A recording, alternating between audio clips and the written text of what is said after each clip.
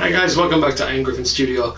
Alright, so this week I'm making an old school kind of D&D monster classic, and it is in fact the Gelatinous Cube. For those of you who don't know, it's essentially just a cube of jelly, acidic cube of jelly that kind of slowly, well, not even that slowly, moves around and absorbs enemies and dissolves them. So normally you get these little things that are normally floating around inside there, like weapons, bones and things like that. So yeah, this is relatively an easy build. This is the first time I've ever made one of these. The first time I ever really used a mould the way I've done it. I did not have any mould release or anything to use as mould release, I don't think. So I've just used what I had and I kind of problem solved as I went through. So yeah, relatively easy build, really fun build, and now I've got an extra monster, so that's cool. Let's crack on. Okay, so I need to make a mould. So for this I need 5 squares. I'm drawing them out on this Formex, or expanded PVC if it's called that where you live. And basically I'm just going to cut these out. I'm going to cut one of these squares completely off, as you can see here. That's going to be the bottom, and then I'm going to heavily score along all these edges here, and then they can form the sides of the mould. I'm using Formex because it's rigid, it's square, it's going to hold a nice clean line, and I don't really have anything else I can use to make a mould. If you have any other ideas, then feel free to give those a go, but Formex I hope is going to work really well. I then had to carefully shape that bottom square because it didn't quite fit in the gap for some reason.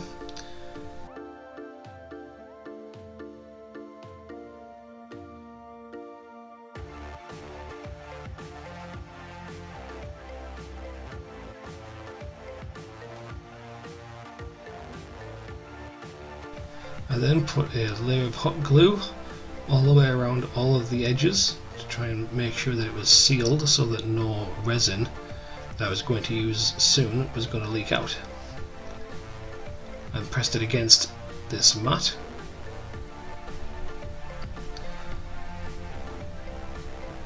and sealed up all the corners as well.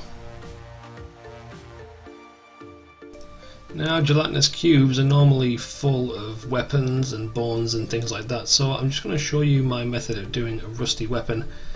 I'm taking a bit of a spear here from a skeleton sprue, and I'm using some riser rust on a very small piece of sponge held by tweezers, and I'm just dabbing it against the spearhead. Now, the spearhead is undercoated with rhinox hide, and obviously I'm using riser rust here.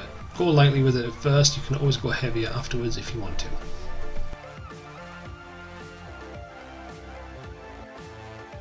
And normally have a bit of bare metal showing through that rust, so after the riser rust has been applied, once dry, you can just go over it with a very light dry brush of a kind of lead belcher silver of some description, and that should help show up a little bit of definition on the blade.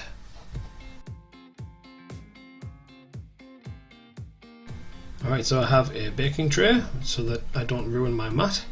I have a baking parchment sheet and I have my mould.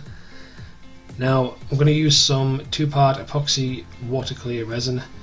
This is by CFS and this is meant to be used 50-50 ratio by volume.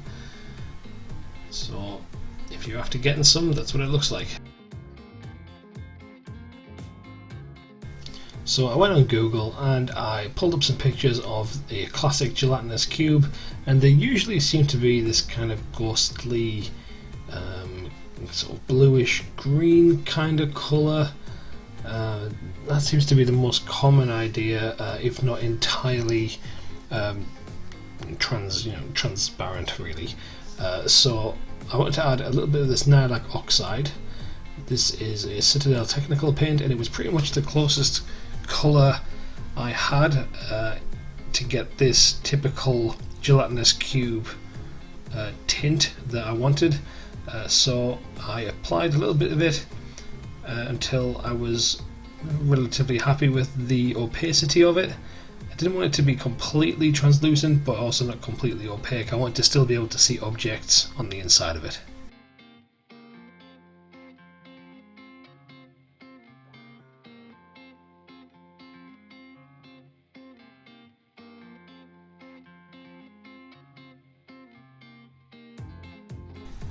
And then I poured in the rest, and I added the rest of the weapons and armour, the shields and things. And it soon became apparent that all these items actually were floating back to the top, which wasn't ideal, and I did have to sort of man this project for a while to keep them under the surface with a cocktail stick. But I kind of got sick of doing that, and I just sort of let it be and let them just float where they wanted to float to.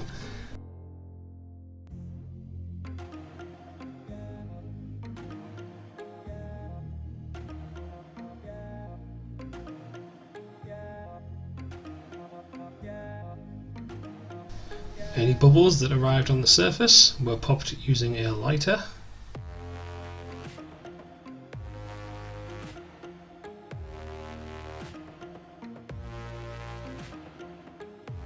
Now I left this for 24 hours and made sure that it was definitely cured all the way through, and then I attempted to remove the mould. Now I knew this was going to be difficult, it just took me a little bit longer than I thought it would do.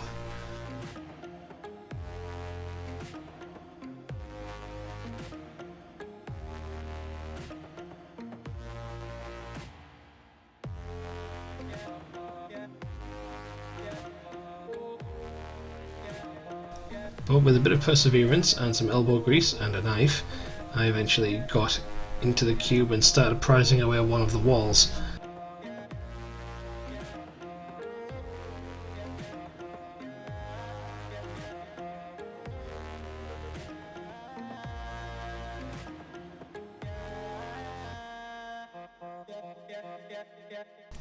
I'll be honest with you, I thought that the sides of this cube were going to be a lot worse to look at than they actually were. Just taking the Formex off, I could see that a little bit of Formex was still stuck to the sides of the cube, of the resin, but this was fairly easy to remove, and honestly this turned out a lot better than I thought it was going to. It's a little bit rough looking right now, but all of the cube is removed. We have a cube of gelatinous, I guess, and yeah, we can see the weapons on the inside. It's a little bit rough on the outside and a bit square looking, but we can tidy that up. So I took a rotary tool and started to grind away some of the corners.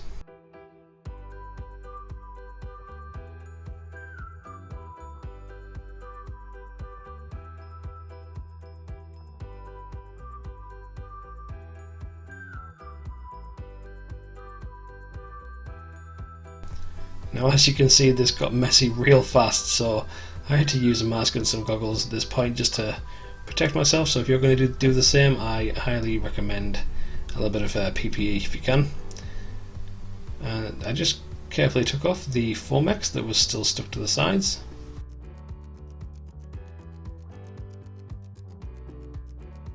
Now the cube was looking a little bit rough at this point. There's a few little scuff marks on it, and it was a little bit kind of flat and sharp, so I wanted to kind of smooth it up a little bit and give it some undulating textures and make it look kind of wet and slimy.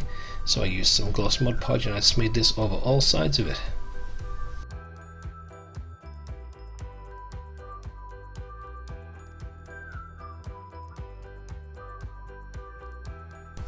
And once that was cured, you can see how the edges are now nice and kind of smooth and not scuffed anymore, and looking kind of textured and undulating and jelly-like.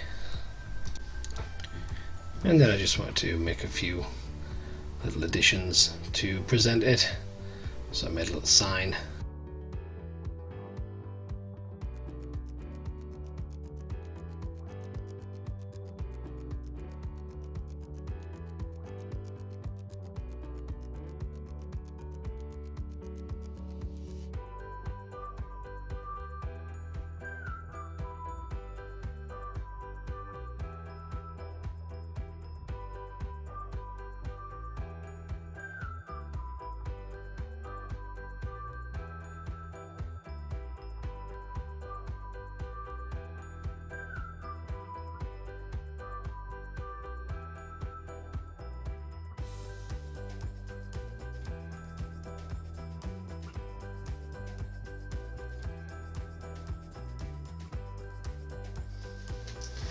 Alright guys, there we go, all done, all finished. Yeah, I'm really happy with the way it's turned out. It's maybe a little bit too... if I hold up to the light, you can see pretty much all the way through it. However, it's maybe a little bit too opaque, in my opinion. I'm not sure. I'm really happy with it though, either way, and I think some people who don't know about epoxy resins and things like that, if you're going to do deep layers of water effects or something like this, you're going to need to use some kind of epoxy, probably a 2-part resin of some description. Normally the things like woodland scenics, water effects, they really are only effective on very thin layers. A lot of people try to build up these layers to create deeper and deeper, like I don't know if it's fair to say rivers or streams or ponds or lakes or things like this, but in my experience it's very difficult and very time consuming to do that and have those cure and then apply the next layer and then cure and then apply the next layer, and bearing in mind you're only applying layers that are a few millimeters thick. It does take a very long time, and I believe the effects are worse than if you use a proper epoxy 2-part water clear resin. So my advice would be to use the resin. Don't use something like water effects by Woodland Scenics, or glue, heaven forbid, don't use PVA. Those things also shrink a lot when they dry, when they cure, and they tend to warp whatever it is you're working on. This does not do that, doesn't shrink, dries rock hard. I don't know if you can, that's hard, and it's durable, and it didn't shrink, which is the important bit. So yeah, definitely if you are comfortable working with epoxy resins, definitely get some if you're going to make rivers, lakes, ponds, gelatinous cubes. And yeah, definitely worth the money that I spent on it. That's it for this video. If you want to have a go of making one of these yourself, for God's sake, show me the results. If you go on my Instagram or something, which I'll put here, send me a message or something. I would love to see your guys' interpretations of these. I'm also on Facebook. I don't go on there a whole lot, but I'm there anyway. If you want to post something or if you want to follow the page, feel free to do that. I do have some Amazon affiliate links below in the description, which you can check out, and if you want to buy anything off there, I might see if I can link the CFS resin if it's on Amazon, which I think it might be. Look out for that. There's also some other things under there in the description that weren't used in this video, but they'll be available in every subsequent video on my channel from now on anyway, at least until I get a website set up and running. I think that's it for this one though. So yeah, let me know what you guys want to see in the future. If you want to see more kind of monster builds, or if you want to see more D&D builds, or if you want to see maybe Warhammer 40k builds, Warhammer Fantasy builds, or whatever sort of things like that, then let me know and I will try and get something sorted for you guys in the future. That's all for this one though. Thanks for watching and happy crafting.